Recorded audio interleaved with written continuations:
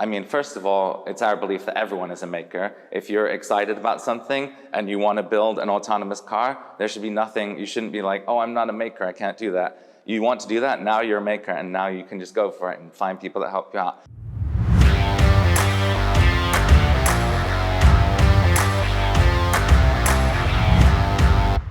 So David, could you please share with us more about yourself, your name, where you are from, and what do you make?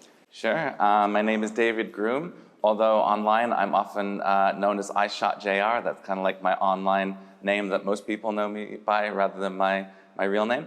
I'm from Pleshy, a small town in England of about 300 people originally, but I live in Ann Arbor, Michigan, which is kind of in the Detroit area in the US. I work at Make Magazine. I'm the community editor at Make Magazine, and so I get to travel to events like this one. In the past month, I've been to Maker Faire Bay Area, Maker Faire Rome, and Maker Faire Shenzhen in the span of like 4 weeks, which has been really exciting to see all the different kind of flavors of Maker Faire in these different locations back to back to back like that, so that you can really have fresh in your mind kind of what the different features of each one are.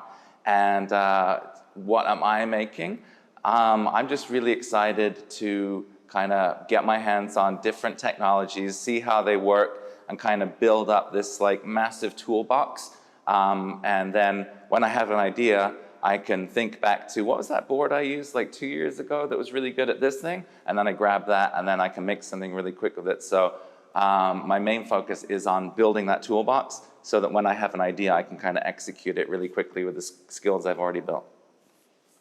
So in your opinion, what is changing, or what has been changing in the maker community? Yeah, so I mentioned in my talk, one of the big things is in 2005 when the magazine launched, the kind of things that we had access to, or the kind of technology and the access to technology, was way different than what we have in 2023.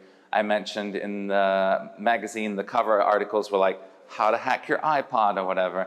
And in 2023, the cover articles were like, do cool stuff with AI and make your own silicon. And just, you know, I feel like there's such access to such powerful technology and everything's so easy and inexpensive now that back then it was more like, wait, this is really cool. I can hack on stuff. That's so cool. Now it's like, I know I can hack on stuff. I know I can make anything. What do I want to make? Let's just make this thing with all of the amazing resources around me. And so, yeah, so that's the main thing that I've seen over the past 15 years plus. And then the other thing is that making has entered sort of the mainstream of society.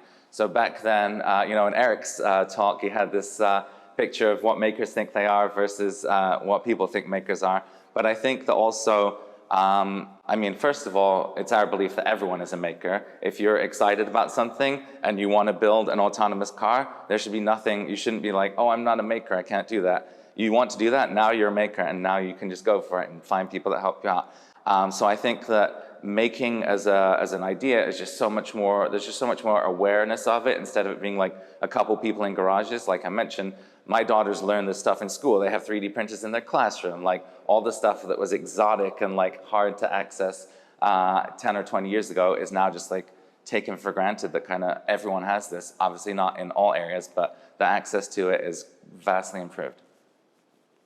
Thanks for that. So the last question, where and what you are aiming and heading next? Where I'm aiming and heading next? Yeah. Well, so most of my day-to-day responsibilities involve obviously the magazine, but my title is community editor. So the editor portion refers to my duties to the magazine. So I write stuff for the magazine. The most recent issue that we just published is the annual boards guide. So I had a lot of stuff that I wrote or developed or edited in that magazine. And now we'll have that coming up again in a year. And obviously we're continually working on more magazines. But now that like the busiest magazine for me has shipped and gone to print, I'm looking forward to switching to the other half of my title. So I'm community editor.